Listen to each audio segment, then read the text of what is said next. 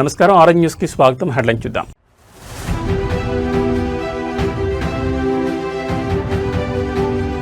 అమరావతి నిర్మాణ పనుల్లో వేగం, క్షేత్రస్థాయిలో సీఎం చంద్రబాబు పరిశీలన.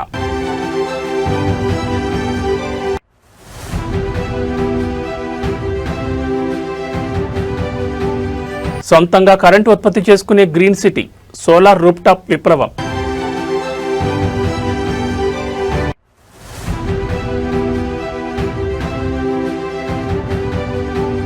22A నిషేధిత భూముల్లోని స్థలాలకు ఎలాంటి డోకా లేదు, సీఎం ఘంటాపథ ప్రకటన.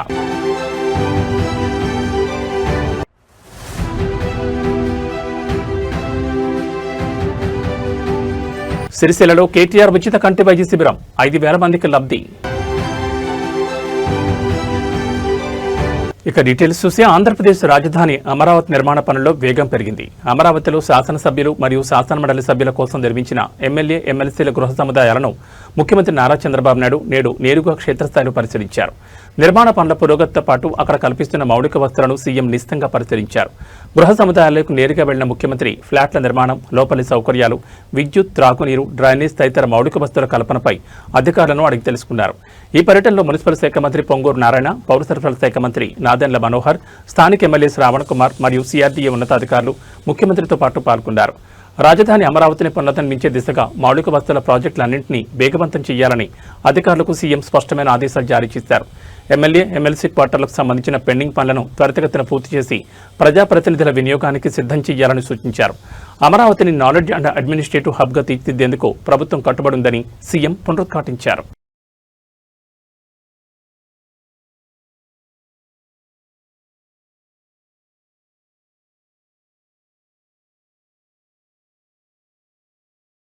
పర్యావరణ పరిరక్షణ మరియు గ్రీన్ ఎనర్జీ వినియోగంలో నూతన అధ్యాయానికి తెరలేచింది. భవిష్యత్ తరాలకు కాలుష్య రహిత వాతావరణాన్ని అందించే లక్ష్యంతో నగరాల్లో సోలార్ విద్యుత్ ఉత్పత్తిని ప్రోత్సహించే బృహత్తర ప్రణాళికలు అమల్లోకి వస్తున్నాయి.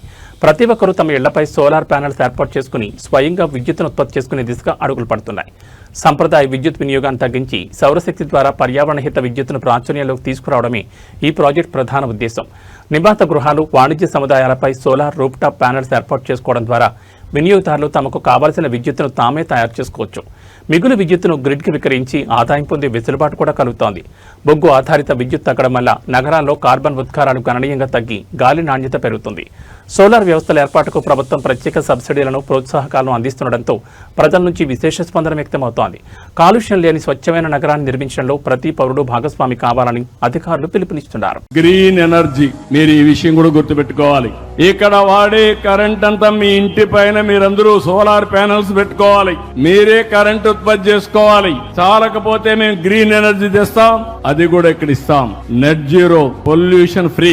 అమరావతిలో ఇల్లు కట్టుకున్న వాళ్ళు జీవితకాలం ఇంకొక 20-25 సంవత్సరాలు ఎక్కువగా ఉంటుంది. అది అమరావతి యొక్క ప్రత్యేకత. ఇంకొక పక్క గ్రీన్ ఎనర్జీ పెట్టినప్పుడు పొల్యూషన్ లేకుండా నెట్ జీరో తీసుకొస్తాం. ఇవన్నీ ఉంటే ఆదాయం కూడా కావాలి. కాబట్టి knowledge economy, deep tech capital. First time అమరావతిలో మీరు చూశారు, క్వాంటమ్ వ్యాలీ వచ్చింది. క్వాంటమ్ అంటే ఎవరికి తెలియదు. ఒకప్పుడు ఐటీ మాట్లాడాను, ఇప్పుడు ఏఐ మాట్లాడుతున్నా. నెక్స్ట్ లెవెల్ క్వాంటమ్ డేటా సెంటర్లు వస్తున్నాయి. మీరు ఇమాజిన్ చేసుకుంటే శారీరక కష్టపడడం కాదు, మైండ్ ఉపయోగించి, సెల్ ఫోన్ ఉపయోగించి మీరు పనిచేస్తే ఆకాశమే హద్దుగా మనం అభివృద్ధి అయ్యే అవకాశం వస్తుంది. అందుకే ఈ సిటీకి డీప్ టెక్ క్యాపిటల్ గా నామకరణం చేయడమే కాకుండా అన్ని యూనివర్సిటీలు ఇక్కడ వస్తాయి. ఎస్ఆర్ఎం వచ్చింది, విట్ వచ్చింది, అమృత్ వచ్చింది, ఎస్ఎల్ఆర్ఐ వచ్చింది. పనులు ప్రారంభించాం. Bits Pilani, one of the most beautiful campus ఇక్కడికే వస్తా ఉంది. పనులు మీరు చూస్తే వెంకటేశ్వర స్వామి దేవాలయం పక్కన, ఈ యొక్క వెస్టర్న్ బైపాస్ పక్కన బ్యూటిఫుల్ గా వచ్చే పరిస్థితి వస్తుంది. హైదరాబాద్ కుకట్పల్లి కేపీహెచ్బీ కాలనీలో పేదల కోసం 100 కోట్ల విలువైన 11 ఎకరాల స్థలాలను నిర్మించనున్న ఇందిరమ్మ ఇండ్ల నిర్మాణానికి ముఖ్యమంత్రి రేవంత్ రెడ్డి శంకుస్థాపన చేశారు. మంత్రులు పొంగులేటి శ్రీనివాసరెడ్డి, శ్రీధర్ బాబు, పొన్నం ప్రభాకర్లతో కలిసి భూమి పూజలో పాల్గొన్నారు. ఈ సందర్భంగా ఏర్పాటు చేసిన సభలో 22A నిషేధిత భూముల్లో ఉన్నవారి స్థలాలకు ఎలాంటి డోకా లేదని సీఎం ఘంటాపథంగా స్పష్టం చేశారు.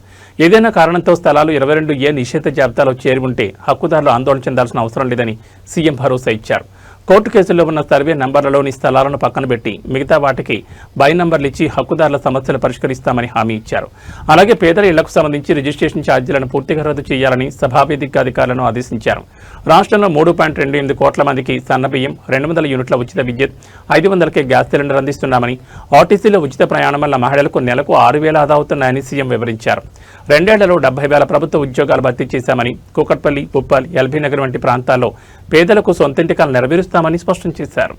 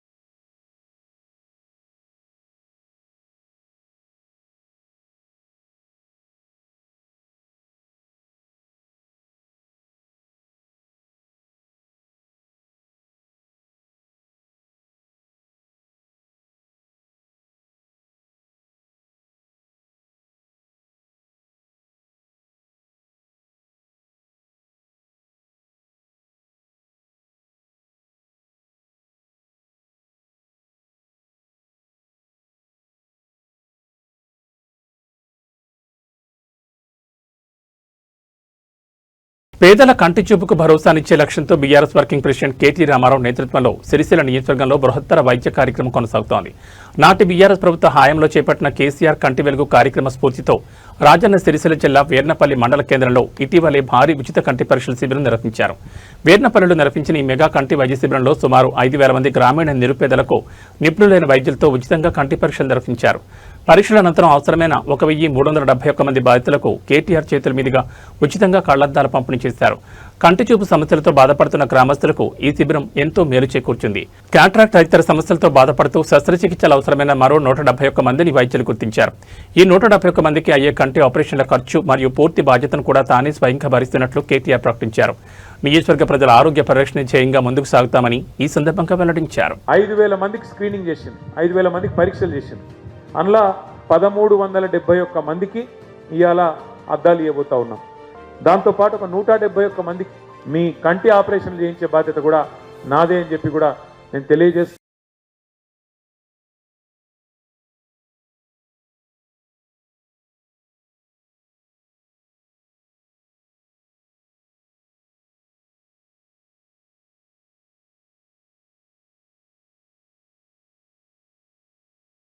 మస్తు రోజుల కింద కళ్ళు సరిగా కనిపించడం లేకుండే కేటీఆర్ వచ్చి ప్రోగ్రాం పెట్టి నుంచి మేము చూపించుకున్నాం కళ్ళను. ఈ రోజు వచ్చి అద్దాలు ఇస్తురు. కేటీఆర్ గారికి ధన్యవాదాలు. మాకు కంటి చూపు మంచిగా కనిపిస్తుంది. ఇస్తే కంటి వెలుగనే కార్యక్రమాన్ని చేసినందుకు దీన్ని బట్టి మన వృద్ధులకు కానీ ప్రతి ఒక్కరికి మంచిగా ఉపయోగపడే సార్. ఇది బ్రహ్మాండమైన ప్రోగ్రామ్ సార్. కేటీఆర్ గారికి ధన్యవాదాలు తెలియజేస్తున్నాను సార్. మా పెద్ద అమ్మాయికి అయితే సరిగా కళ్ళు కనబడాయి. దీంతో మాకు మా పాప అయితే ఇప్పుడు అయిపోయి డిగ్రీ అవుతుంది. ఆ ఖర్చులకే వెళ్ళదీయడానికి చాలా ఇబ్బంది ఉంది. అటువంటి సమయంలో ఇటువంటి కార్యక్రమం చేసి మాకు అద్దాలు ఇవ్వడం అయితే చాలా సంతోషం ఉంది సార్. మీకు అయితే ధన్యవాదాలు సార్. మేమైతే ఎప్పటికీ రుణపడి ఉంటాం.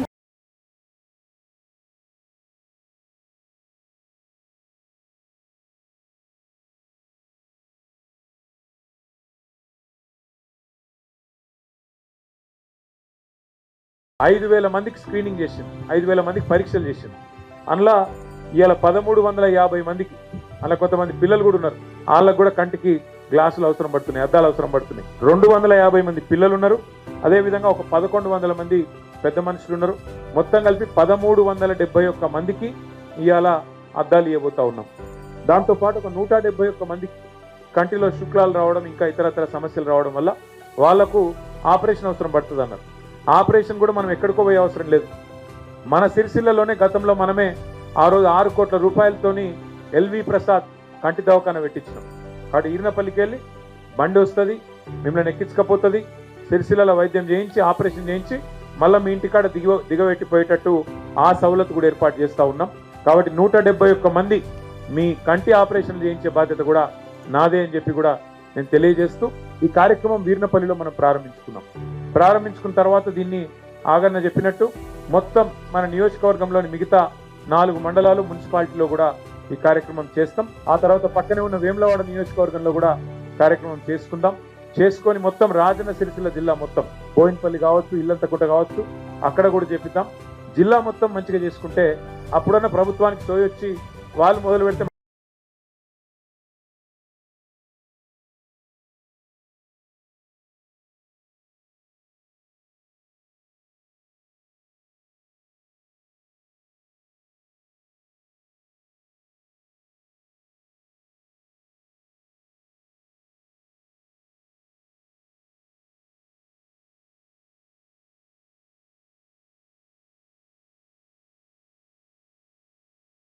స్వాతంత్ర దినోత్సవ వేడుకల సందర్భంగా విశాఖపట్నం నగరంలో దేశభక్తి ఉప్పొంగింది. ప్రధాని పిలుపు మేరకు చేపడుతున్న హర్ ఘర్ తిరంగా కార్యక్రమంలో భాగంగా విశాఖ బీచ్ రోడ్లో బృహత్తర ర్యాలీ నిర్వహించారు.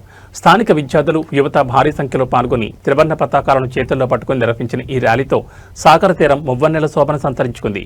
విశాఖపట్నం బీచ్ రోడ్లోని ప్రముఖ కాళీమాత ఆలయం వద్ద ప్రారంభమైన ఈ తిరంగా ర్యాలీ యోగా విలేజ్ వరకు అత్యంత వైభవంగా సాగింది. వందలాది మంది పాఠశాల, కళాశాల విద్యార్థులు జాతీయ జెండాలను పట్టుకుని భారత్ మాతాకి జై, వందే మాతరం అంటూ చేసిన నినాదాలతో ఆర్కే బీచ్ పరిసర ప్రాంతాలన్నీ మారుమోగిపోయాయి. ప్రతి ఒక్కరూ తమ ఇళ్లపై గౌరవప్రదంగా జాతీయ జెండాను ఎగురవేయాలని, స్వాతంత్ర సమరయోధుల త్యాగాలను స్మరించుకోవాలని నిర్వాహకులు కోరారు. సమాజంలో దేశభక్తిని, ఐక్యతను పెంపొందించేందుకు విద్యార్థులు చూపిన ఉత్సాహం స్థానికులను విశేషంగా ఆకట్టుకుంది. ఈ కార్యక్రమంలో పలువురు అధికారులు, ప్రజాప్రతినిధులు మరియు ఉపాధ్యాయులు పాల్గొన్నారు.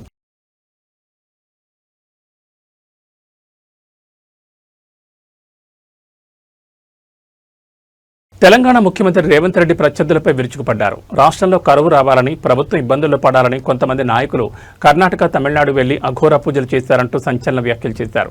రాజధాని హైదరాబాద్కు తాగునీటి సమస్య లేకుండా దేవుడే వానలు కురిపించాడని సీఎం రేవంత్ స్పష్టం చేశారు. రాష్ట్రంలో ప్రభుత్వంపై దుష్ప్రచారం చేస్తూ వర్షాలు పడకుండా కరువు రావాలని కొందరు కుట్రలు పన్నారని సీఎం రేవంత్ రెడ్డి ఆరోపించారు. కొంతమంది కరువు రావాలని కర్ణాటక, తమిళనాడు పోయి అఘోర పూజలు చేశారని అన్నారు. నేను గొప్ప తెలుగున్నోడిని, పెద్ద పెద్ద చదువులు చదివినోడని చెప్పాను, కానీ నా సంకల్పం గొప్పది అంటూ ప్రత్యర్థులకు సీఎం స్ట్రాంగ్ కౌంటర్ ఇచ్చారు. దేవుడు తన వైపే ఉన్నాడని, అందుకే దుష్ప్రచారాలు, కుట్రలను తట్టుకుని వర్షాలు కురిశాయని రేవంత్ తెలిపారు. హైదరాబాద్ నగర ప్రజలకు తాగునీటి కొరత రాకుండా సమృద్ధిగా వర్షాలు పడేలా దేవుడే ఆశీర్వదించాడని పేర్కొన్నారు. ప్రజల సంక్షేమ ధ్యేయంగా తమ ప్రభుత్వం పనిచేస్తుందని తేల్చి చెప్పారు. హైదరాబాద్కి తాగునీటి సమస్య లేకుండా దేవుడే వానలు కురిపించాడు. కొంతమంది మాత్రం కర్ణాటక, తమిళనాడు పోయి అఘోర పూజలు చేసిరు. కరువు రావాలి, జనాలు చచ్చిపోవాలి, ఈ ప్రభుత్వం బద్నాం కావాలని. ఇట్లాంటి దుర్మార్గులు కూడా ఉన్నాడు. ఎంత ఘోరంగా అఘోర పూజలు చేసినా దేవుడు వాళ్ళ దిక్కు లేడు, దేవుడు మన దిక్కు ఉన్నాడు. ఎందుకంటే మన సంకల్పం మంచిది. నేను గొప్ప తెలివికల్లో ఉన్నాను నేను చెప్పను, పెద్ద పెద్ద చదువులు చదువుకున్నానని నేను చెప్పను, కానీ 10 మందికి మేలు చేయాలన్న ఆలోచన నాకుంది. అది ఒక్కటి చాలు నన్ను దేవుడు కాపాడడానికి, ఆశీర్వదించడానికి. దేశంలో సమైక్యత, సామాజిక సామరస్యం మరియు ప్రజాస్వామ్య విలువలను పెంపొందించే లక్ష్యంతో చేపట్టిన రాజీవ్ గాంధీ జ్యోతి సద్భావన యాత్ర హైదరాబాద్లోని రాష్ట్ర కాంగ్రెస్ ప్రధాన కార్యాలయం గాంధీభవన్కు చేరుకుంది. ఈ యాత్రకు కాంగ్రెస్ ముఖ్యాధికారులు, శ్రేణులు మరియు యువజన నాయకులు ఘనంగా స్వాగతం పలికారు. మాజీ ప్రధాని స్వర్గీయ రాజీవ్ గాంధీ దేశ ఐక్యత, సాంకేతిక ప్రగతి, యువత సాధికారత మరియు సమగ్ర అభివృద్ధి కోసం చేసిన కృషిని స్మరించుకుంటూ ఈ యాత్ర కొనసాగుతోంది. గాంధీభవన్ ప్రాంగణంలోకి రాజీవ్ గాంధీ జ్యోతి సద్భావన యాత్ర ప్రవేశించగానే కాంగ్రెస్ శ్రేణులు నినాదాలతో హోరెత్తించాయి. సాంకేతిక విప్లవం మరియు పంచాయతీరాజ్ వ్యవస్థ ద్వారా దేశ రూపురేఖలు మార్చిన నాయకుడిగా రాజీవ్ గాంధీ అందించిన సేవలను ఈ సందర్భంగా నేతలు కొనియాడారు. సమాజంలో సోదరభావాన్ని, శాంతి సామరస్యాలను కాపాడేందుకు ప్రతి కాంగ్రెస్ కార్యకర్త కట్టుబడి ఉండాలని నాయకులు పిలుపునిచ్చారు. రాజీవ్ గాంధీ ఆశయ సాధనని లక్ష్యంగా పార్టీ శ్రేణులు ప్రజల్లోకి వెళ్లి ఆయన సందేశాన్ని విస్తృతంగా తీసుకెళ్లాలని సూచించారు. ఈ కార్యక్రమంలో పార్టీ ముఖ్య నాయకులు, అనుబంధ సంఘాల ప్రతినిధులు పెద్ద సంఖ్యలో పాల్గొన్నారు. अमर रहे राजीव गांधी, अमर रहे राजीव गांधी, अमर रहे राजीव गांधी, अमर रहे राजीव गांधी, अमर रहे राजीव गांधी, अमर रहे राजीव गांधी, अमर रहे अमर रहे राजीव गांधी, अमर रहे अमर रहे राजीव गांधी, अमर रहे इधर उधर से उधर राजीव गांधी, अमर रहे राजीव गांधी, अमर रहे राजीव गांधी, अमर रहे राजीव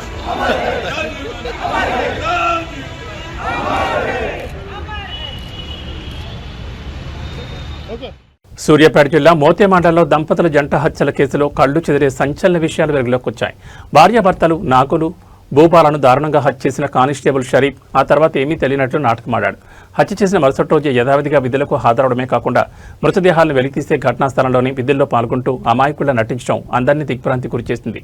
మృతదేహాలు వెలికితీసే సమయంలో స్థానికులు దగ్గరకు వస్తుంటే ఆధారాలు చెదిరిపోతాయి, వెనక్కి వెళ్ళండి అంటూ కేకలు వేసి కేసును పక్కదో పట్టించే ప్రయత్నం చేశాడు. అయితే సాంకేతిక ఆధారాల వేటలో సీసీటీవీ ఫుటేజ్ ఈ కేసును మలుపు తిప్పింది. మృతదేహాలను పూడ్చిపెట్టేందుకు సుందరయ్య అనే వ్యక్తి గొంతు తవ్వడానికి పార తీసుకెళ్తున్న దృశ్యాలు సీసీ కెమెరాలో రికార్డ్ అయ్యాయి. దీంతో సుందరయ్యను అదుపులోకి తీసుకుని విచారించగా అసలు హంతకుడు కానిస్టేబుల్ షరీఫ్ అని తెలిసింది. 26 ఏళ్ల కానిస్టేబుల్ షరీఫ్కు 42 ఏళ్ల భూపాతో ఉన్న సంబంధం, ఆర్థిక లావాదేవీల వివాదమే ఈ జంట హత్యలకు కారణమని తేలింది.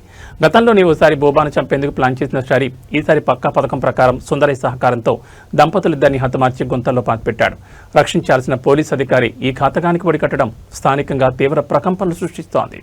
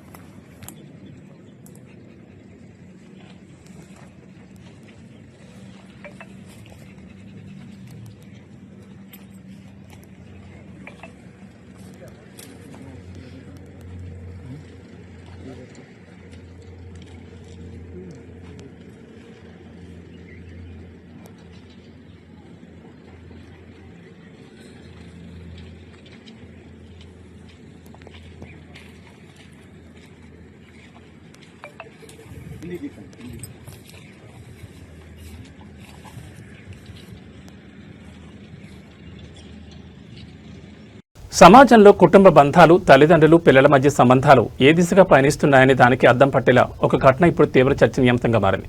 ఆలస్యంగా ఇంటికొచ్చిందన్న కోపంతో తండ్రి కూతురుపై చెప్పుతో దాడి చేయగా అక్కడితో ఆకుండా కూతురు కూడా తిరగబడి తండ్రిని తనడంతో ఇద్దరి మధ్య తీవ్ర గొడవగా మారింది. ఈ ఘటన సోషల్ మీడియాలో పెద్ద ఎత్తున చర్చకు దారితీసింది. ఇక్కడ ఒక కోణంలో చూస్తే రాత్రి వేళలో కూతురు ఆలస్యంగా రావడంతో ఆమె భద్రతపై తండ్రి ఆందోళన చెందడం సహజమే. తల్లిదండ్రులు చెప్పే విషయాలను కేవలం ఆంక్షలుగా కాకుండా తమ క్షేమం కోరి చెప్పే మాటలుగా పిల్లలు అర్థం చేసుకోవాల్సిన అవసరం ఉంది. అయితే ఎంత కోపం వచ్చినా కన్న కూతురిపై చెప్పుతో కొట్టడం సమస్యకు ఏమాత్రం పరిష్కారం కాదనేది విశ్లేషకుల అభిప్రాయం. అదే సమయంలో కోపంలో తండ్రి తప్పు చేసినప్పటికీ ఆయనపై కూతురు చేసుకోవడం, తిరగబడ్డాన్ని కూడా సమర్థించలేం. స్వేచ్ఛ అంటే కేవలం మనకు నచ్చినట్లు ఉండడం మాత్రమే కాదు, కుటుంబ సభ్యుల ఆందోళనను, వారి భావాలను గౌరవించడం కూడా. కోపంలో నిగ్రహం కోల్పోవడం వల్ల బంధాలు బలహీనపడతాయనే దానికి ఈ ఘటన ప్రత్యక్ష ఉదాహరణ. మరి ఈ ఘటనలో తప్పెవరిది అంటారు? ఆందోళనతో కోపాన్ని అదుపు చేసుకోలేకపోయిన తండ్రిదా, లేక సహనం కోల్పోయి తండ్రిపైనే తిరగబడ్డ కూతురిదా, లేక ఇద్దరిదినా?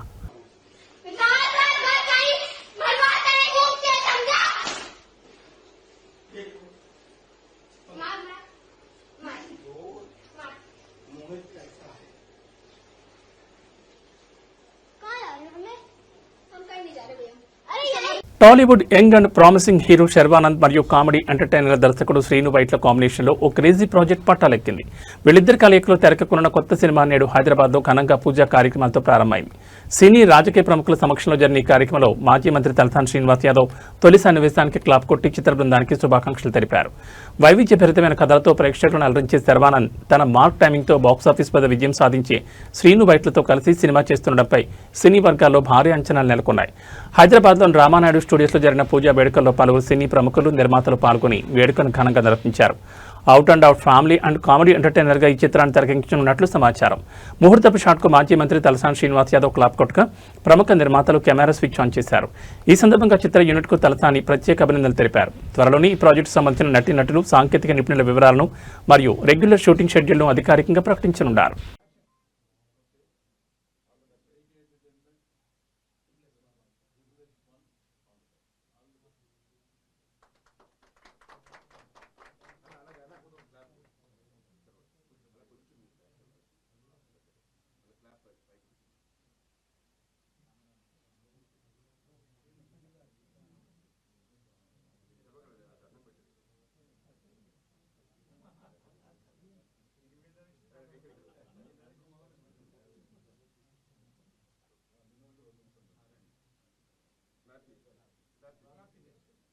పసిడి ప్రియులకు మరియు ఆభరణాల కొనుగోలుదారులకు బులియన్ మార్కెట్ నుంచి ఊరట లభించింది. హైదరాబాద్ మార్కెట్లో ఇవాళ బంగారం, వెండి ధరలు స్వల్పంగా తగ్గుముఖం పట్టాయి. నిన్నటి వరకు గరిష్ట స్థాయిలో కొనసాగిన ధరలు ఇవాళ స్వల్పంగా పతనం కావడం గమనార్హం. హైదరాబాద్ బులియన్ మార్కెట్ సమాచారం ప్రకారం 24 క్యారెట్ల మేలిమి బంగారం 10 గ్రాముల రేటుపై 710 రూపాయలు తగ్గి 1,52,890 వద్ద కొనసాగుతోంది. ఇక ఆభరణాల తయారీకి ఉపయోగించే 22 క్యారెట్ల 10 గ్రాముల పసిడి ధర 650 రూపాయలు క్షీణించి 1,40,150 వద్ద నమోదైంది. పసిడి ధరలో నమోదైన ఈ తగ్గుదల కొనుగోలుదారులకు కొంత ఉపశమనాన్ని కలిగించింది. బంగారంతో పాటు వెండి ధర కూడా భారీగా దిగివచ్చింది. కేజీ వెండి రేటు ఏకంగా 5,000 పతనమై 2,55,000గా నమోదైంది.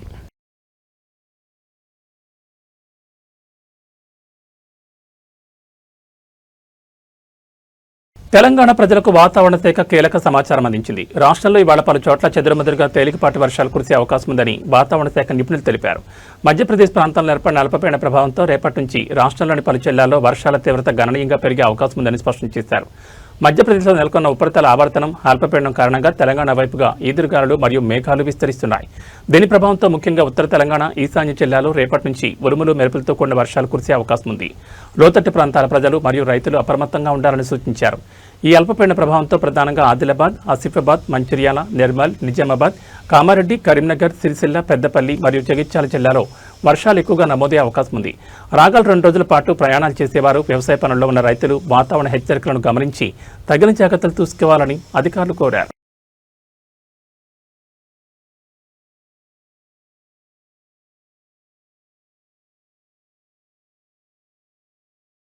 ఏబీ బులెటిన్ విశేషాలు. నమస్కారం.